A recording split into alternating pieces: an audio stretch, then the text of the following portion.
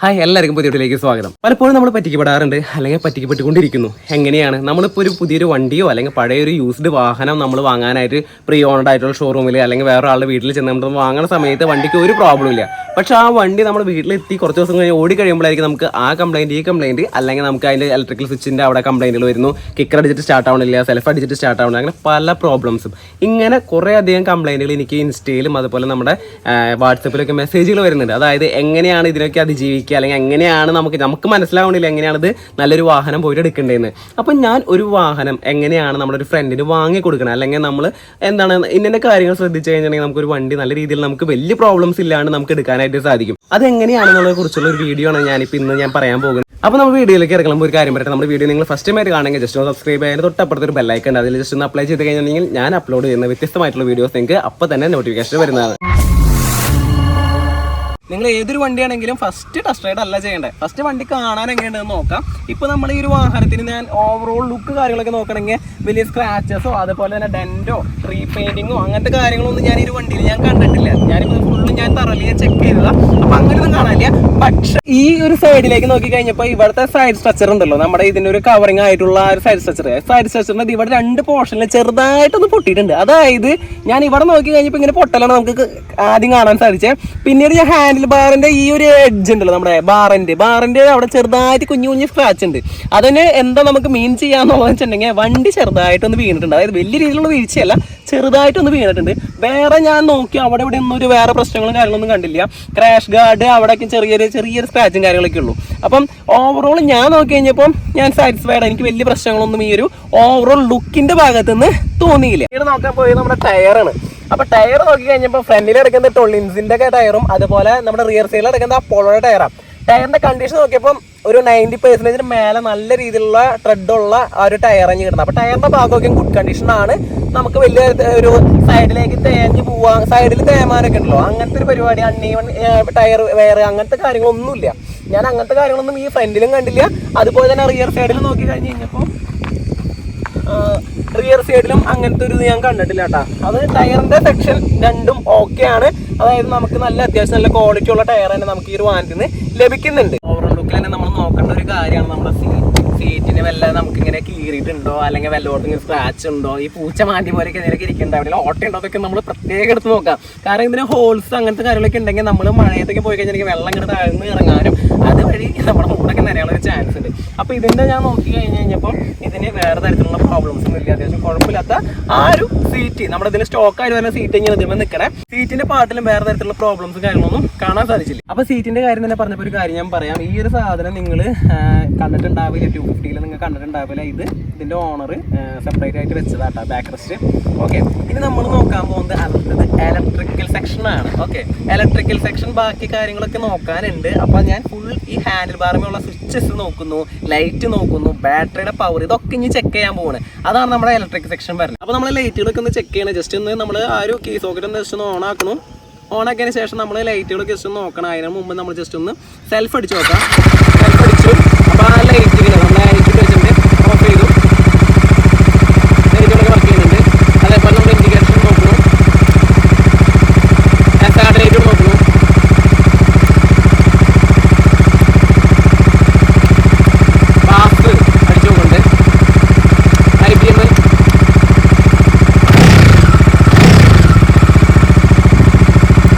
അപ്പോൾ നമ്മൾ അതുപോലെ റിയർ സൈഡിൽ നമ്മൾ ബ്രേക്ക്, ഫ്രണ്ടിൽ ബ്രേക്ക് പിടിച്ച് നോക്കി, കത്തണ്ട. ഓക്കെ, നമ്മൾ റിയർ സൈഡിൽ ബ്രേക്ക്, അതായത് ഫ്രണ്ടിൽ ബ്രേക്ക് അപ്ലൈ ചെയ്ത് കഴിഞ്ഞപ്പോൾ അത് നമുക്ക് അവിടെ ബാക്ക് സൈഡിൽ നമ്മുടെ ലൈറ്റ് കത്തുന്നുണ്ട്. അതുപോലെ നമുക്ക് റിയർ പെഡലൊന്ന് ജസ്റ്റ് അമർത്തി നോക്കാം. അപ്പോൾ ആ ടൈമിൽ ഒന്നും ഒരു തരത്തിലുള്ള പ്രശ്നങ്ങളില്ലെങ്കിൽ ഹാർഡ് ലൈറ്റ് ഒന്നുകൂടി നമുക്കൊന്ന് ഇട്ട് നോക്കാം ജസ്റ്റ്. അല്ലേ, അപ്പം നിങ്ങൾക്കത് കാണാൻ പറ്റുമെന്ന് തോന്നുന്നു. കീ സോക്കറ്റ് ഒന്ന് നോക്കണം. കീ സോക്കറ്റ് ഒന്ന് ഓണാക്കി നോക്കാം. ഒരു വല്ല നമുക്കിങ്ങനെ ടൈറ്റ്നെസ് അങ്ങനത്തെ എന്തെങ്കിലും ഫീൽ ചെയ്യേണ്ടത് നോക്കാം. ഇപ്പം ഞാൻ നോക്കുന്ന സമയത്ത് അത്രയും ടൈറ്റ്നെസ് കാര്യങ്ങളൊന്നും ഇല്ല. പിന്നെ ഓൺ ആക്കുന്ന സമയത്ത് തന്നെ എല്ലായിടത്തും നമ്മുടെ ഇവിടുത്തെ ഈ ഒരു ഇൻഡിക്കേഷൻസ് എല്ലാം വരുന്നുണ്ട്. മീറ്റർ കൺസോളിൽ എല്ലാ കാര്യങ്ങളും പക്കയായിട്ട് വർക്ക് ചെയ്യുന്നുണ്ട്. അപ്പോൾ ജസ്റ്റ് 2-3-5 തവണ നമുക്ക് ഇങ്ങനെ നോക്കാം. അതായത് ബാറ്ററിയുടെ കണ്ടീഷൻ കൂടി നമ്മൾ ജസ്റ്റ് നോക്കിക്കൊണ്ടിരിക്കുന്നതാണ്. ഇപ്പോൾ ഫുള്ളി ചാർജ് ഒക്കെ ചെയ്തിട്ട് ഇപ്പോൾ റീചാർജ് ചെയ്തിട്ട് കൊണ്ടുവന്ന് വെച്ചേക്കണ വണ്ടിക്ക് ആണെങ്കിൽ നമുക്ക് അറിയാൻ പറ്റും. കുറച്ച് നമുക്ക് ഇതൊക്കെ ഓണാക്കി ഒന്ന് ഇട്ട് നോക്കാം വർക്ക് ചെയ്യുമോ ഇല്ലയോ എന്നുള്ളത്. അപ്പോൾ ഞാൻ ജസ്റ്റ് ഒന്ന് ഓണാക്കിയിട്ടുണ്ട്. ഇനിയിപ്പോൾ ഞാൻ ജസ്റ്റ് ഇതിൽ ചെക്ക് ചെയ്യാൻ പോകുന്നത് ചെറിയ മീറ്റർ അത്യാവശ്യം കാര്യങ്ങളൊക്കെ വർക്ക് ചെയ്യുന്നത്. മോഡൊക്കെ ഒന്ന് ജസ്റ്റ് നോക്കാം. മോഡൊക്കെ വർക്ക് ചെയ്യുന്നുണ്ട്. ട്രിപ്പ് 2 ഓഡോ, പിന്നെ ആ ഒരു സെറ്റിംഗ്സിന് തിരക്കുന്നുണ്ട്. പിന്നെ നമുക്ക് സെറ്റ് ചെയ്യാനുള്ള കാര്യങ്ങൾ അതൊക്കെ ടൈം, അതുപോലെ ഫ്യൂൽ ഇൻഡിക്കേഷൻ, ആ കാര്യങ്ങളൊക്കെ ഇവിടെ വർക്ക് ചെയ്യുന്നുണ്ട്.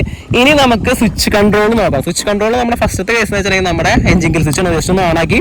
ഓണാക്കുന്ന സമയത്ത് നമ്മുടെ ആ ഒരു മോട്ടർ വർക്ക് ചെയ്ത ആ ഒരു സൗണ്ട് വന്നിട്ടുണ്ട് കേട്ടോ. വന്നിട്ടുണ്ട്. ഇനി ജസ്റ്റ് ഒന്ന് സെൽഫ് അടിക്കാം. സെൽഫ് അടിക്കുമ്പോഴൊന്നും ജസ്റ്റ് ഒരു മിനിറ്റ്. ഓക്കെ, സെൽഫ് അടിച്ചു കഴിഞ്ഞപ്പോഴൊന്നും ഒരു ലാഗോ അങ്ങനത്തെ കാര്യങ്ങളൊന്നും ഇല്ല. അല്ലെങ്കിൽ നമുക്ക് എടുക്കാനായിരുന്നു കിക്കിന്ന് അടിക്കണ ആ ഒരു സൗണ്ട് കാര്യങ്ങളൊന്നും ഇല്ല. അതായത് ബാറ്ററി ഡൗൺ ആയിട്ട് എടുക്കണ ഒരു കാര്യങ്ങളൊന്നും നമുക്ക് തോന്നിയില്ല. ജസ്റ്റ് ഒന്നുകൂടി നമുക്ക് ചെക്ക് ചെയ്യാം. മോട്ടർ ഒന്ന് സ്റ്റാർട്ടായി വന്നിട്ടുണ്ട്. സെൽഫ് അടിച്ചു, അപ്പം തന്നെ വർക്ക് ചെയ്തു. ശരിക്കും നമ്മളിങ്ങനെ 2-3 തവണ നോക്കാം. അതായത് ബാറ്ററിയുടെ ആ ഒരു പവറും കൂടി നമ്മളിതിൽ ചെക്ക് ചെയ്യുന്നുണ്ട്. പിന്നെ നമ്മൾ ഈ ഒരു വാഹനത്തിന് ഇതിനിപ്പോൾ നമുക്ക് അയച്ചു വേണം. നമുക്ക് ജസ്റ്റ് ഇതിൽ ലൈറ്റ് നമുക്ക് ഹെഡ് ലൈറ്റിൻ്റെ ആ ലൈറ്റ് ബീം വേണമെന്ന് നമുക്ക് ജസ്റ്റ് ഓൺ ആക്കിയിടാം. ഓക്കെ, അപ്പോൾ അത് വർക്ക് ചെയ്യുന്നതാണ് നമുക്ക് നോക്കാം. ഞാൻ ജസ്റ്റ് ഒന്ന് ഈ എൻജിൻ ഒന്ന് ഓണാക്കി അടിച്ചു, ഇൻഡിക്കേഷൻ ഇട്ട് നോക്കി. അപ്പോൾ നമുക്കതൊക്കെ വർക്ക് ചെയ്യുന്നുണ്ട് കേട്ടോ. ഇവിടെയൊക്കെ വർക്ക് ചെയ്യുന്നുണ്ട്. ഓഫ് ചെയ്തു. പിന്നെ ഇവിടെ നമ്മുടെ ബാറ്ററി വാണിംഗ് ഇവിടെ കാണുന്നുണ്ട്, ABS-ന്റെ സിഗ്നൽ, അതുപോലെ ബജാജിന്റെ ലോഗോ, അത് കാര്യങ്ങളൊക്കെ ഇവിടെ വർക്ക് ചെയ്യുന്നുണ്ട്. പാസ് അടിക്കുന്ന സമയത്ത് പാസ് സ്വിച്ച് വർക്കിംഗ് ആണ്. പിന്നെ നമുക്ക് ഇവിടെ എക്സ്ട്രാ ഇവരൊരു ഹസാർഡ് ലൈറ്റ് ഇവർ ഇൻസ്റ്റാൾ ചെയ്തിട്ടുണ്ട്. അതിനെക്കുറിച്ച് ഞാൻ വേറെ പറയാം. പിന്നെ ഇവിടെ പാസ് സ്വിച്ച് ചെയ്തപ്പോൾ വർക്ക് ചെയ്യുന്നുണ്ട്. High beam, low beam just ഒന്ന് ഓൺ ആക്കുന്നു. ഹൈ ബീം ഇട്ടുണ്ട്. ഹൈ ബീം ഇട്ട് കഴിഞ്ഞപ്പോൾ വർക്ക് ചെയ്യുന്നുണ്ട്. ലെഫ്റ്റ് റൈറ്റ് ഇൻഡിക്കേഷൻ ഒക്കെ ഇടുന്ന സമയത്ത് അതൊക്കെ വർക്ക് ചെയ്യുന്നുണ്ട്. അതുപോലെ തന്നെ നമ്മുടെ അപ്പോൾ ഹോണ്ട ഭാഗം അത്രയും, അതായത് നമ്മൾ ഹോണ്ട ഏരിയ ഇതൊക്കെ നമ്മൾ ചെക്ക് ചെയ്തു. ഇവിടെ നിന്ന് വേറെ തരത്തിലുള്ള പ്രോബ്ലംസ് നമുക്ക് ഫീൽ ചെയ്തില്ല. ഇനി ഹസാർഡ് ലൈറ്റ് ഇവരിട്ടുണ്ട്. അപ്പോൾ അതേ ജസ്റ്റ് ഇതിൽ ഒരു 16 ടോൺസുകൾ, അതായത് 16 ടൈപ്പിൽ നമുക്ക് ഹസാർഡ് സെറ്റ് ചെയ്യാൻ പറ്റും. അപ്പോൾ അത് നിങ്ങൾക്ക് ആവശ്യമുണ്ടെങ്കിൽ മാത്രം നിങ്ങൾ ഇത് ഇംപ്ലിമെൻറ്റ് ചെയ്യാം. ഇപ്പോൾ പലതരത്തിലുള്ള കണ്ട ആ ഇൻഡിക്കേഷൻ്റെ ഇവിടെ നോക്കുന്ന സമയത്ത് പലതരത്തിലുള്ള ആ ഒരു ടൈപ്പുകൾ ഇതിൽ വരും കണ്ട. അപ്പോൾ ഇത്രയും കാര്യങ്ങൾ നമ്മൾ ചെക്ക് ചെയ്തു. വീണ്ടും ജസ്റ്റ് ഒന്ന് നമ്മൾ ആ ഒരു മോട്ടറിൻ്റെ അത് വർക്ക് ചെയ്തിട്ടുണ്ടെങ്കിൽ ബാറ്ററിയുടെ ആ ഒരു അവസ്ഥ അറിയാട്ടോ.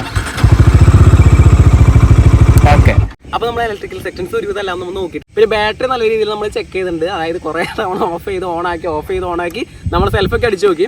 സാധാരണ നോർമൽ രീതിയിലാണെന്ന് വെച്ചിട്ടുണ്ടെങ്കിൽ നമ്മൾ ഈ ഒരു സെൽഫ് അടിക്കുന്ന സമയത്ത് ഒരു 2 തവണ അടിച്ച് കഴിയുമ്പോൾ പെട്ടെന്ന് എവിടെയെങ്കിലും ഒരു ബാറ്ററി ഇപ്പോൾ ചാർജ് ചെയ്ത് കൊണ്ടു വെക്കുന്ന സാധനമൊക്കെ ആണെങ്കിൽ കുറച്ച് നേരം ഒന്ന് ഓണാക്കിയിട്ട് നമ്മൾ വീണ്ടും സെൽഫ് അടിക്കുന്ന സമയത്ത് അതൊരു ചെറിയ ഡിലേയും കാര്യങ്ങളൊക്കെ ഉണ്ടാവും. അപ്പോൾ നമുക്ക് മനസ്സിലാക്കാൻ സാധിക്കും അത് റീചാർജബിൾ ആണ്. അതിൻ്റെ ഒരു കണ്ടീഷൻ, ആ ഒരു ബാറ്ററിയുടെ കണ്ടീഷൻ കുറച്ച് ലോ ആണെന്ന് നമുക്ക് അറിയാനായിട്ട് സാധിക്കും. ഈ ഒരു വണ്ടിക്ക് അങ്ങനത്തെ ഒരു പ്രോബ്ലം കാര്യങ്ങളൊന്നും ഇല്ല കേട്ടോ. ഇനി അടുത്ത് നമ്മൾ സെക്ഷൻ നോക്കാൻ പോകുന്നത് നമ്മുടെ എഞ്ചിൻ്റെ ഏരിയയാണ്. അപ്പോൾ എഞ്ചിൻ്റെ ഏരിയയിൽ നോക്കുന്നതിന് മുമ്പ് ഒന്ന് ഇരിക്കട്ടെ കേട്ടോ. ഓക്കെ, അപ്പോൾ എഞ്ചിൻ്റെ ഏരിയ നോക്കുന്ന സമയത്ത് നമുക്ക് ഇവിടെ എവിടെന്നെങ്കിലും, അതായത് ഹെഡ്, ഇതിൻ്റെ ഈ ഒരു സ്പാർക്ക് പ്ലഗിൻ്റെ ഹെഡ്, നമ്മുടെ ഹെഡിൻ്റെ അവിടെ നിന്ന് വല്ല ലീക്കേജ് അല്ലെങ്കിൽ നമ്മുടെ ബോട്ടം ഏരിയയിൽ വല്ല ലീക്കേജ് കാര്യങ്ങളുണ്ടോ എന്ന് ചെക്ക് ചെയ്യുക. അപ്പോൾ ഞാൻ ഇവിടെ എങ്ങനെയൊക്കെ നോക്കുന്ന സമയത്ത് ഗ്യാസ്കറ്റ് അവിടേക്ക് നോക്കി, അതുപോലെ തന്നെ ഈ ഏരിയയിലേക്ക് നോക്കുന്ന സമയത്ത് നമുക്ക് അവിടെ നിന്ന് ഇവിടെ നിന്നൊന്നും ലീക്കൊന്നുമില്ല. പക്ഷേ ഇവിടെ നമുക്ക് കുറച്ചൊരു ചെറിയൊരു ലീക്ക് പോലെ ഉണ്ട്. പക്ഷെ അത് ഞാൻ നോക്കി ഇങ്ങനെ ജസ്റ്റ് ഇതിൻ്റെ ഇവിടെ നിന്ന് കിട്ടുന്നതാണോ എന്ന് നോക്കി. പക്ഷേ ഈ ഭാഗത്തു നിന്ന് ഈ എവിടെ നിന്നുള്ള ലീക്കൊന്നും അല്ലാട്ടോ വരണേ. നമ്മുടെ ഈ ഒരു ചെയിൻ ലൂബ് ചെയ്ത് കഴിഞ്ഞിട്ട് കുറച്ച് ഗിയർ ഓയിലേക്കും കൂടുതൽ ഒഴിച്ച് എൻ്റെ ഒരു ആഫ്റ്റർ എഫക്റ്റാണ് നമുക്ക് ഇവിടെ കാണാനായിട്ട് സാധിക്കുക. അതായത് കൂടുതലായിട്ട് ഗിയർ ഓയിലൊക്കെ കൊടുത്തിട്ട് നമ്മൾ ക്ലീൻ ചെയ്യാണ്ട് വെക്കൂലേ. അപ്പം അങ്ങനെ വെച്ചിട്ട് ആ ഒരു ഡേറ്റാണ് അവിടെ നമുക്ക് കാണാൻ സാധിക്കും. വേറെ ഈ ഭാഗത്തു നിന്നോ, അതുപോലെ ഈ ഭാഗം മാത്രമല്ല നമ്മൾ നോക്കണ്ട, അപ്പുറത്തെ സൈഡും എല്ലായിടത്തും നമ്മൾ തറയിൽ ചെക്ക് ചെയ്യുക. തറയിൽ ചെക്ക് ചെയ്യാനല്ല പറഞ്ഞ് നന്നായിട്ട് ചെക്ക് ചെയ്യാം.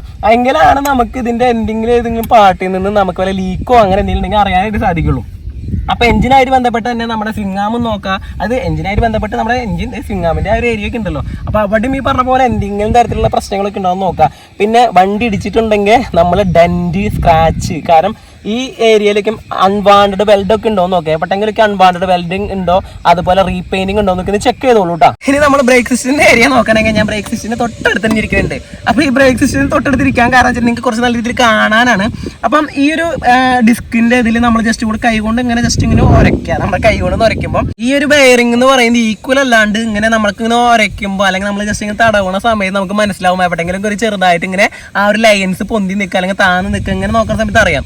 അപ്പൊ അങ്ങനെ ഉണ്ടെന്നുണ്ടെങ്കിൽ നമുക്ക് പണിയാണ്. കാരണം വെച്ചാൽ നമ്മൾ ഈ ഒന്നില്ലെങ്കിൽ ഡിസ്ക് മാറേണ്ടി വരും അല്ലെങ്കിൽ ലൈറ്റ് കൊടുത്തിട്ട് ഇത് കറക്റ്റ് ചെയ്യേണ്ടി വരും. അപ്പം അങ്ങനെ ഉണ്ടാവാൻ കാരണം എന്ന് വെച്ചിട്ടുണ്ടെങ്കിൽ നമ്മൾ ഇതിന്റെ പാർട്സ് ഉണ്ടല്ലോ, നമ്മൾ ഈ ഒരു ഡിസ്ക് ഉണ്ടല്ലോ, ഡിസ്ക്, കാലിപ്പർ പാഡ്, ഇതൊക്കെ നമ്മൾ എന്തെങ്കിലും ഒരു ഡാമേജ് വന്നിട്ട് റീപ്ലേസ് ചെയ്യുന്ന സമയത്ത് എക്സാക്റ്റ് പാർട്ട് ഏതൊരു വാഹനത്തിൻ്റെ ആണെങ്കിൽ നമ്മൾ അതിൻ്റെ പാർട്ട് നമ്പർ കൊണ്ടുപോയി കഴിഞ്ഞതിന് ശേഷം അത് ഏത് ഷോറൂമിലാണ് ചെല്ലുന്നത് അവിടെ ചെന്നതിന് ശേഷം വാങ്ങുക. എന്നിട്ട് അത് ഇട്ട് നോക്കിയിട്ട് സെറ്റ് ആവണുണ്ടോ എന്ന് ചെക്ക് ചെയ്യുക. കാരണം ഏത് മോഡലാണെന്ന് പറയണം, അതേപോലെ വണ്ടിയുടെ എല്ലാ കാര്യങ്ങളും പറഞ്ഞിട്ട് വേണം നമ്മൾ വണ്ടിയുടെ ഓരോ പാർട്ടുകൾ വാങ്ങാൻ. കാരണം പാർട്സിനൊക്കെ അതിൻ്റെതായ ഇമ്പോർട്ടൻസ് ഉണ്ട്. കാരണം ഈ ഇടയ്ക്ക് ഞാനൊരു വണ്ടിയുടെ ഞാൻ കണ്ടതാണ്, അതായത് ഈ ഒരു ഡിസ്കിൻ്റെ ഈ ഒരു ഇത്രയും പോർഷൻ, അതായത് ഇത്രയും പോർഷനിലാണ് ഡിസ്ക് ഉള്ളൂ, അതായത് ഇത്രയും പോർഷനിലാണ് വയറിംഗ് ഉള്ളൂ. ഇപ്പുറത്ത് ഈ ഒരു കുഞ്ഞൊരു ഏരിയ ഉണ്ടല്ലോ, ഈ കുഞ്ഞേരിയയിൽ ജസ്റ്റ് ആയിട്ടൊരു ലൈൻ ഇങ്ങനെ വന്നുകൊണ്ടിരിക്കുക. അതിൻ്റെ കേസ് എന്ന് വെച്ചിട്ടുണ്ടെങ്കിൽ അവർ എന്താ ചെയ്യുന്നത് വെച്ചിട്ടുണ്ടെങ്കിൽ തൊട്ടടുത്തുള്ള ഒരു വർക്ക്ഷോപ്പിൽ കൊണ്ടുപോയി കഴിഞ്ഞിട്ട് ഇവർ പോയി വാങ്ങേണ്ട ഒരു പ്രശ്നമാണെന്ന് തോന്നുന്നു.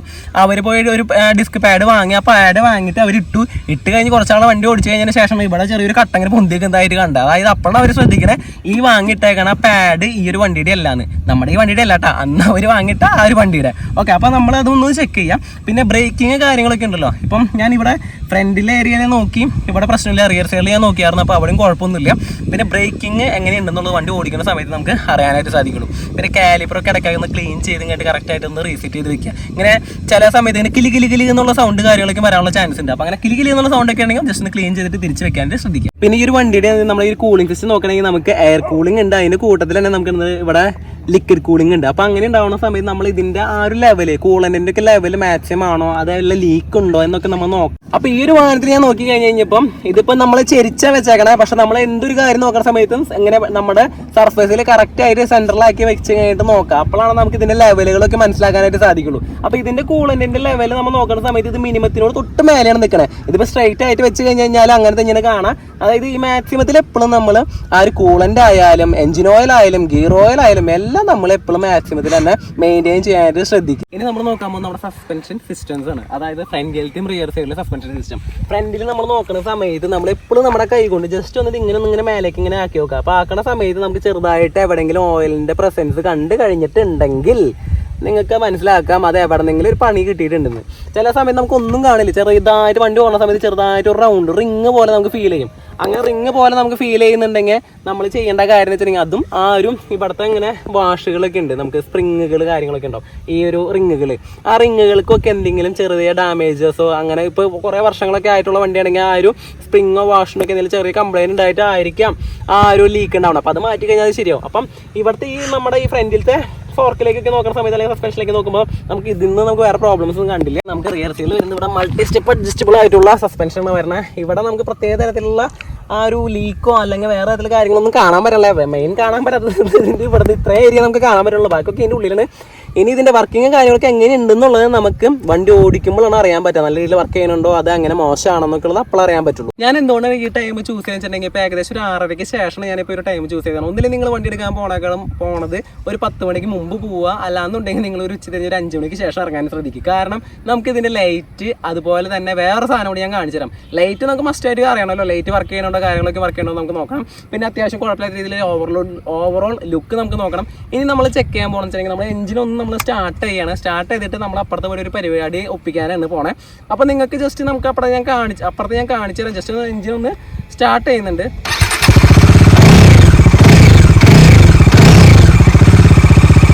നോർമൽ കണ്ടീഷനിൽ നിൽക്കണേ.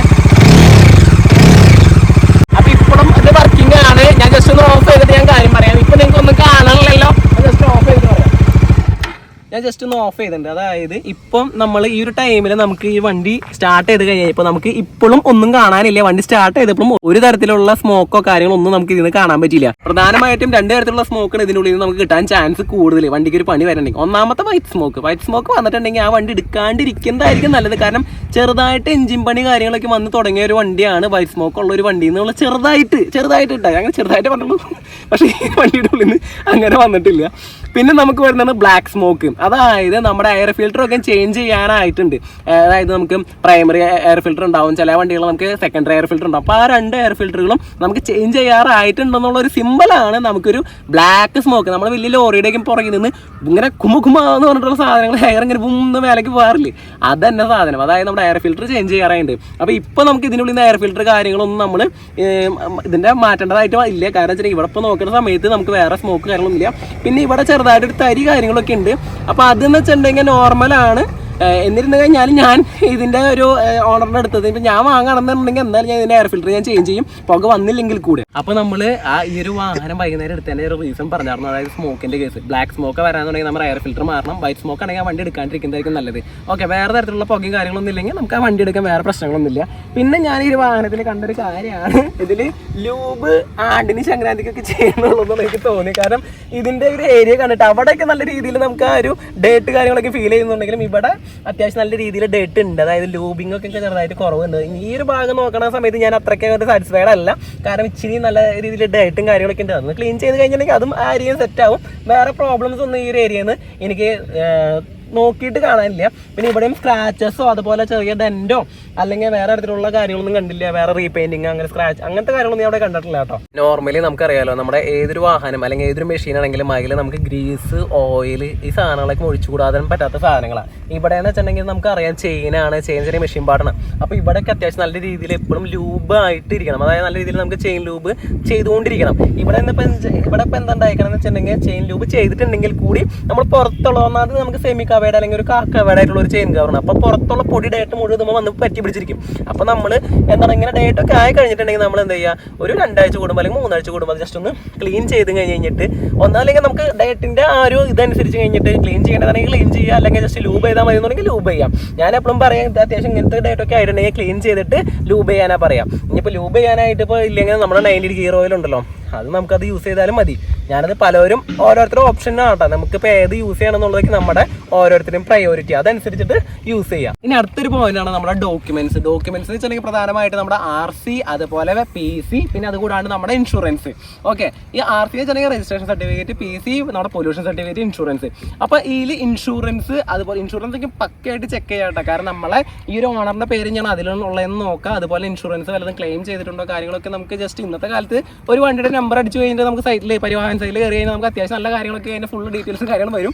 അപ്പോൾ അതനുസരിച്ച് നമ്മൾ നോക്കാം. പിന്നെ RC ബുക്ക് കിട്ടുമ്പോൾ, അതായത് RC രജിസ്ട്രേഷൻ സർട്ടിഫിക്കറ്റ് കിട്ടുന്ന സമയത്ത് നമ്മുടെ ഈ ഒരു വണ്ടിയുടെ ചേസിസ് നമ്പറും എഞ്ചിൻ നമ്പറും ആ ഒരു RC ബുക്കിലും ഉണ്ടോ എന്നുള്ളത് കറക്റ്റ് ആക്കാം. അതായത് ആ നമ്പറും ഇതിൻ്റെ ചേസ് നമ്പറും എഞ്ചിൻ നമ്പറും ഒക്കെ സെയിം അല്ലെന്ന് ചെക്ക് ചെയ്യുക. പൊല്യൂഷൻ സർട്ടിഫിക്കറ്റ് മസ്റ്റാണ്, അതും കഴിയാറായിട്ടുണ്ടോ, അതിന് എത്ര ആൾ ബാലൻസ് ഉണ്ടെന്നൊക്കെ നിങ്ങൾ ജസ്റ്റ് ഒന്ന് ചെക്ക് ചെയ്യുക. എന്നിട്ട് മാത്രം നിങ്ങൾ ഒരു വണ്ടി എടുക്കാൻ ശ്രദ്ധിക്കുക. നേരത്തെ ഞാൻ പരിവാഹനിൽ കയറി കഴിഞ്ഞിട്ട് ചെക്ക് ചെയ്യാൻ പറഞ്ഞ കൂട്ടത്തിൽ തന്നെ നിങ്ങൾ ഈ ഒരു വാഹനത്തിൻ്റെ ആക്സിഡൻറ്റ് ഹിസ്റ്ററി നോക്കുക, അതുപോലെ ഇൻഷുറൻസ് ഒക്കെ പ്രോപ്പറായിട്ട് ചെക്ക് ചെയ്യുക. കാരണം നമ്മൾ ഈ ഒരു വാഹനം എടുത്തു കഴിഞ്ഞതിന് ശേഷം നമ്മൾ ചിലപ്പോൾ അറിയില്ല നമുക്ക് ഇതിന് ആക്സിഡൻസ് പറ്റിയിട്ടുണ്ടോ എന്താണെന്ന് നമുക്കറിയില്ല.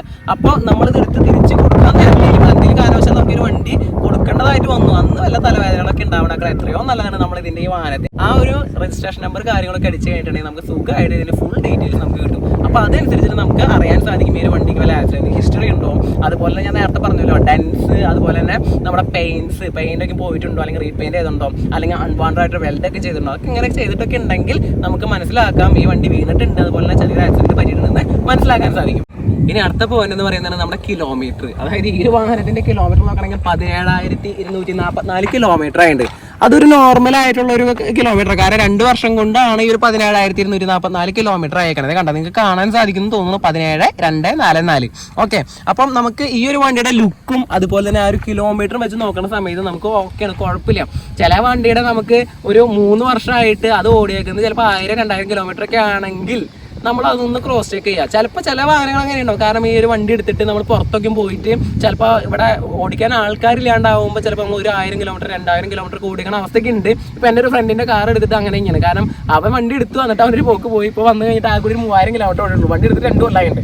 ഓക്കെ, അപ്പോൾ അങ്ങനെയൊക്കെയുള്ള വണ്ടികൾ ഉണ്ടാവും. അങ്ങനെയുള്ള വണ്ടികൾ കിട്ടുവാണെങ്കിൽ ലക്ക്. പക്ഷേ ഇത് 17,000 ഓടിയിട്ടുണ്ട്, കുഴപ്പമില്ല. ഇത് ലുക്ക് കാര്യങ്ങളൊക്കെ അനുസരിച്ചിട്ട് ഒരു 17,000 ഇത് ഓക്കെയാണ്. ഇനി അടുത്ത ഇമ്പോർട്ടൻ്റ് ആയിട്ടൊരു പോയിന്റാണ് നമ്മുടെ ഈ വാഹനത്തിൻ്റെ എഞ്ചിൻ കണ്ടീഷൻ ചെക്ക് ചെയ്യാന്നുള്ളത്. അപ്പോൾ എഞ്ചിൻ കണ്ടീഷൻ ചെക്ക് ചെയ്യാന്ന് വെച്ചിട്ടുണ്ടെങ്കിൽ നമ്മൾക്ക് അറിയാലോ ഒരു വാഹനത്തിൻ്റെ സൗണ്ട് എങ്ങനെയായിരിക്കുന്നു.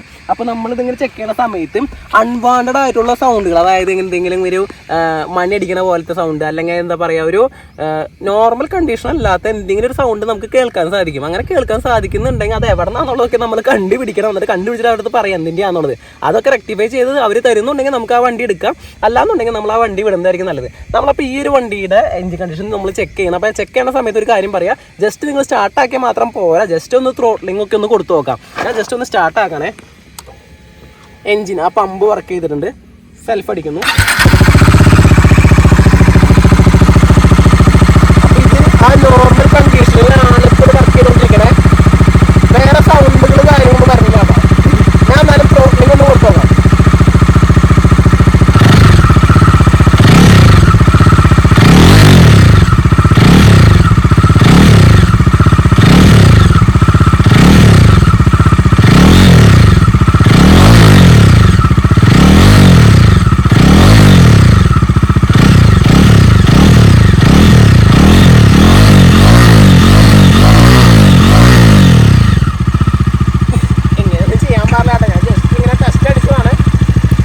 ഓക്കെ.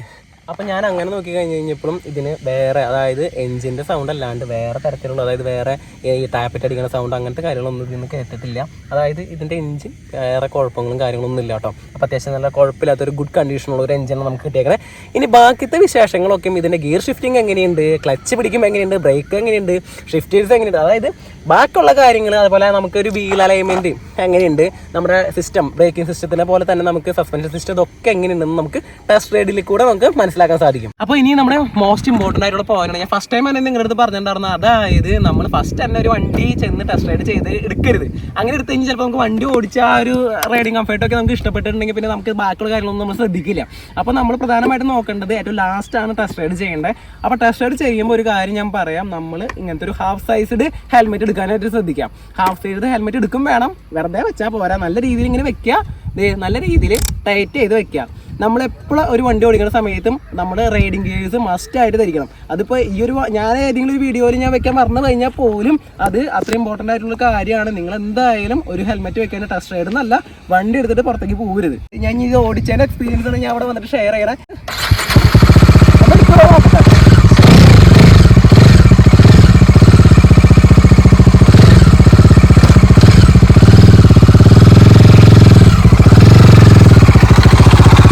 നല്ല രീതിയിൽ ക്ലച്ച് നമുക്ക് ടൈറ്റ് ഉണ്ട് കേട്ടോ. അതുപോലെ തന്നെ ഗിയർ ഷിഫ്റ്റേഴ്സ് എന്ന് പറയുന്നത് നമുക്ക് ചെറിയൊരു ടൈറ്റ് പോലെ ഫീൽ ചെയ്യുന്നുണ്ട്.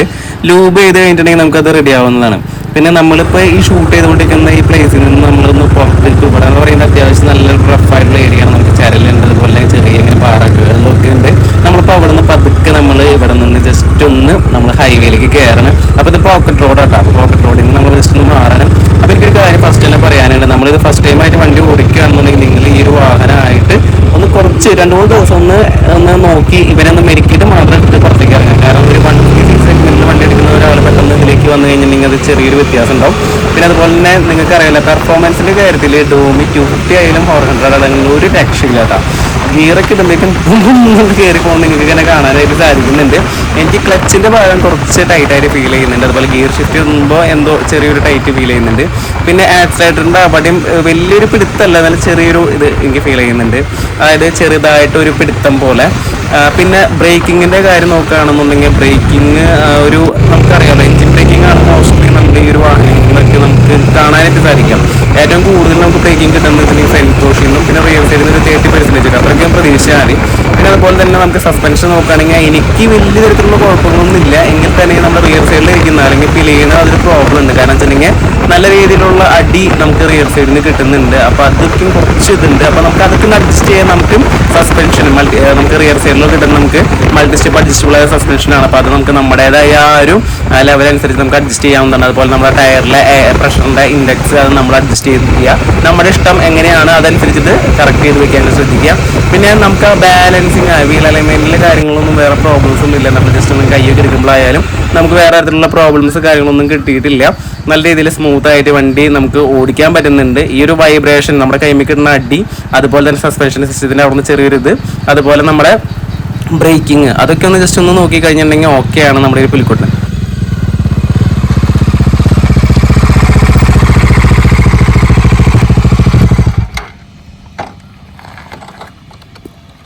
അപ്പോൾ എനിക്ക് വണ്ടി ഓടിച്ച് കഴിഞ്ഞപ്പോൾ കുറച്ച് കാര്യങ്ങൾ പറയണമെന്ന് തോന്നി. അത് എന്തായാലും പറയാണ്ടിരിക്കാൻ പറ്റില്ല, പറയണം. അപ്പോൾ ഹെൽമെറ്റ് ഒന്ന് ഊരി വെക്കുന്നുണ്ട് കേട്ടോ. അപ്പോൾ ഹെൽമെറ്റ് ഊരി കറക്റ്റ് ടൈമിങ് ഇങ്ങനെയൊക്കെ വെക്കാനുള്ള സാധനങ്ങളൊക്കെ ഉണ്ട് ബാക്ക് റെസ്റ്റ്.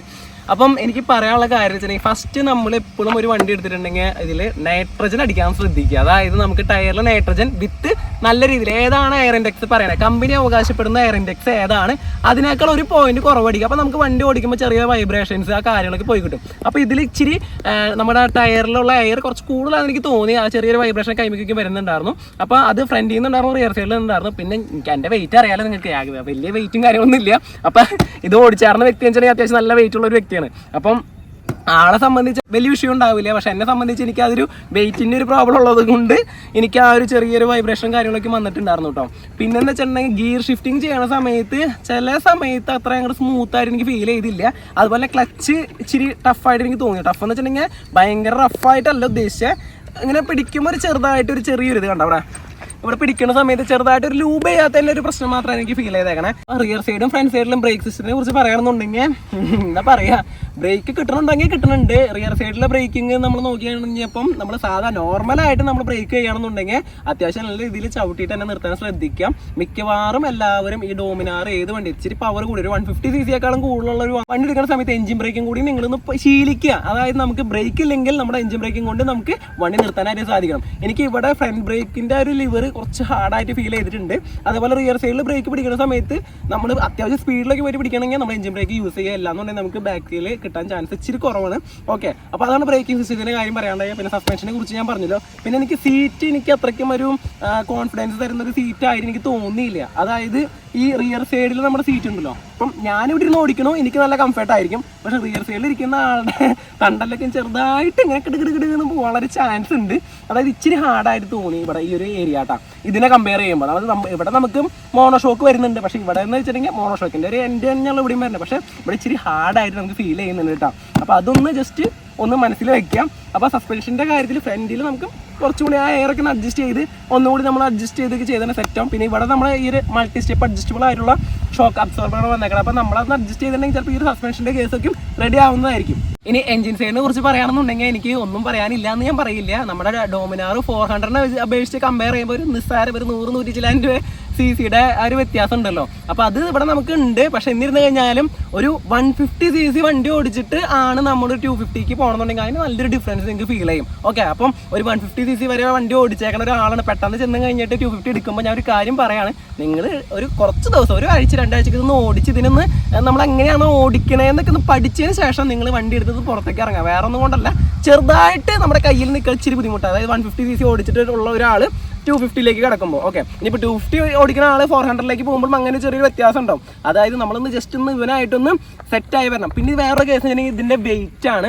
നിങ്ങൾ ഇത് അറിയാം, അതായത് നമുക്ക് ഇതിൻ്റെ ഈ ഒരു നമുക്ക് ഒടി എന്ന് പറയും. നമ്മളിപ്പോൾ ഈ ഒരു കാര്യം പറയുന്നത് ഹാൻഡിലിൻ്റെ ഒടി ഭയങ്കര കുറവാണ്. അപ്പോൾ അതുകൊണ്ട് തന്നെ നമ്മൾ പെട്ടെന്ന് ഇങ്ങനെ ഒടിക്കുകയൊക്കെ ചെയ്യണമെങ്കിൽ നമ്മൾ പാഷൻ പ്രോയും യൂണിക്കോൺ അതൊക്കെ ഓടിക്കണ പോലെ നമ്മൾ ഒടിക്കുകയാണെന്നുണ്ടെങ്കിൽ തല അടിച്ച് നിലത്ത് വീഴും. അതായത് പെട്ടെന്ന് നമ്മൾ വീഴാനുള്ള ചാൻസ് ഉണ്ട്. വെയിറ്റ് കൂടുതലാണ്, നമ്മുടെ കാലിന് കംപ്ലൈൻറ്റ് വരാനുള്ള ഒരു ചാൻസ് ഉണ്ട് കേട്ടോ. പിന്നെ ഹാൻഡിൽ ബാറിൻ്റെ നോക്കണമെങ്കിൽ ഞാൻ നേരത്തെ പറഞ്ഞല്ലോ, കൈ ഈ രണ്ടും ഒരു അത്യാവശ്യം ലോങ് ഒക്കെ പോകുമ്പോൾ നമുക്ക് ഇവിടെ ഗ്ലൗസുകളൊക്കെ ഇടാം, ഇല്ലെങ്കിൽ നമ്മുടെ ഇവിടേക്ക് 2-3 നല്ല പാടുകളൊക്കെ വരാനുള്ള ചാൻസ് ഉണ്ട്. പിന്നെ ഞാൻ പറഞ്ഞല്ലോ വെയിറ്റ്, അതുപോലെ നമ്മൾ എങ്ങനെ റൈഡിങ് പോസ്റ്റർ എങ്ങനെയാണ് അതിനൊക്കെ ആശ്രയിച്ചിരിക്കും. പിന്നെ എങ്ങനെ വണ്ടി ഓടിക്കുന്നു, ഏത് നിരത്തിലൂടെ വണ്ടി ഓടിക്കുന്നത്, അതൊക്കെ അനുസരിച്ച് നമുക്ക് മൈലേജ് കിട്ടും. അതുപോലെ തന്നെ നമ്മുടെ റൈഡിങ് കംഫർട്ടബിൾ എങ്ങനെയാണ് നമ്മൾ ഓടിക്കുന്നത്, അങ്ങനെ അതനുസരിച്ചിട്ടാണ് നമുക്ക് ബാക്കിയുള്ള കാര്യങ്ങളൊക്കെ കിട്ടാം. അപ്പോൾ ടോട്ടലി ഇത് കുഴപ്പമില്ല. ഇനിയിപ്പോൾ ഈ വണ്ടി ഞാൻ എടുത്തോന്ന് വെച്ചിട്ടുണ്ടെങ്കിൽ ഞാൻ എടുക്കുകയാണ്. കാരണം വേറെ തരത്തിലുള്ള പ്രോബ്ലംസ് കാര്യങ്ങളൊന്നുമില്ല. ഇത് എനിക്ക് വേണ്ടിയിട്ട് അല്ലാട്ട് എടുക്കണേ, നമ്മുടെ കൂട്ടുകാരന് വേണ്ടിയിട്ട് എടുക്കണേ. അപ്പം അത്യാവശ്യം നല്ല രീതിയിൽ ഇത് കുറച്ച് നേരമായി വണ്ടി കിട്ടിയിട്ട്, അപ്പോൾ ഇതെല്ലാം അത്യാവശ്യ കാര്യങ്ങളൊക്കെ നമ്മൾ ചെക്ക് ചെയ്തതിന് ശേഷമാണ് ഇപ്പോൾ അവൻ്റെ അടുത്ത് എടുത്തോളാൻ പറയണം. വേറെ കുഴപ്പങ്ങളും കാര്യങ്ങളൊന്നുമില്ല. അപ്പോൾ ഇതിന് നമ്മൾ കൊടുക്കേണ്ടി വന്നേക്കണ വില എത്രയാണെന്നുള്ളത് നിങ്ങൾ കമൻറ്റ് സെക്ഷനിൽ വന്നിട്ട് പറയുക. അതായത് എത്ര രൂപ കൊടുത്തിട്ടാണ് ഞങ്ങൾ ഈ ഒരു വണ്ടി വാങ്ങിയേക്കണേ. ഇത് 2021 മിഡ് റേഞ്ച് ആയിട്ടുള്ള ഡോമിനർ 250 ആണ്. ഇതിൻ്റെ ബാക്ക് സൈഡിലെ ഗുഡ് ടയേഴ്സാണ്, ബാക്കി എല്ലാ ഏരിയയും പക്കയാണ്. നിങ്ങൾ നോക്കിയിട്ട് പറയും ഇതിന് എത്ര രൂപ ഞങ്ങൾ കൊടുത്തിട്ടുണ്ട് എന്നുള്ളത്. ഓക്കെ, പിന്നെ എനിക്കൊരു കാര്യം പറയാനുള്ളത്, ഇവിടെ ബൾക്കി ആയിട്ടുള്ള ആൾക്കാരൊക്കെ ഇരിക്കണമെങ്കിൽ നമ്മുടെ ഈ ഒരു ഗ്രാബ് റെയിൽ ഉണ്ടല്ലോ, ഗ്രാബ് റെയിലിൻ്റെ ഈ ഒരു ഏരിയയിൽ നമ്മുടെ ഈ ഒരു തൊടയുടെ ഏരിയയ്ക്ക് ഇങ്ങനെ ഇരിക്കുമ്പോൾ ചെറുതായിട്ടൊരു ചെറിയ പെയിനൊക്കെ വരാനുള്ള ചാൻസ് ഉണ്ട്. അതും കൂടി ഞാൻ ഇതിൽ ഉൾക്കൊള്ളിക്കുകയാണ്. ബാക്കി സൗണ്ട് കാര്യങ്ങൾ അതുപോലെ ലൈറ്റ് പെർഫോമൻസ് ഏരിയ ഒന്നും പറയാനില്ല. ബജാജാണ്, കിഡുവാണ്, ഡോമി എന്നും ഡോമി തന്നെയാണ്. അതിൽ എനിക്കൊന്നും പറയാനില്ല. പക്ഷേ ഈ ചെറിയ ചെറിയ പോരായ്മകൾ അവിടെ ഇവിടെയൊക്കെ ഉണ്ട്. അത് മാറ്റി നിർത്തി കഴിഞ്ഞിട്ടുണ്ടെങ്കിൽ സൂപ്പർ തന്നെയാട്ടോ നമ്മുടെ ഡോമി. ഓക്കെ, അപ്പം നിങ്ങൾക്ക് എല്ലാവർക്കും ഈ ഒരു വീഡിയോ, അതായത് നമ്മൾ പഴയൊരു വണ്ടി വാങ്ങാനായിട്ട് പോകുമ്പോൾ എന്തെല്ലാം ശ്രദ്ധിക്കണം എന്നതിനെ കുറിച്ചുള്ളൊരു വീഡിയോ നിങ്ങൾക്ക് എല്ലാവർക്കും ഇഷ്ടപ്പെടുന്നു വിചാരിക്കുന്നു. അപ്പോൾ ഇതുപോലുള്ള വീഡിയോസ് ലഭിക്കുന്ന നമ്മുടെ പേജ് ഒന്ന് ഫോളോ ചെയ്യുക, യൂട്യൂബ് ചാനൽ ജസ്റ്റ് സബ്സ്ക്രൈബ് ചെയ്യുക. വീഡിയോ ഇഷ്ടപ്പെട്ട് കഴിഞ്ഞിട്ടുണ്ടെങ്കിൽ ലൈക്ക് ചെയ്യുക, അതുപോലെ ബാക്കിയുള്ളവർക്ക് ഷെയർ ചെയ്ത് കൊടുക്കുക. വീഡിയോ ഇഷ്ടപ്പെട്ടില്ലെങ്കിൽ ഡിസ്ലൈക്ക് ചെയ്യുക. അപ്പോൾ നിങ്ങളുടെ സ്വന്തം ഡാർവിൻ സൈനിങ് ഓഫ്.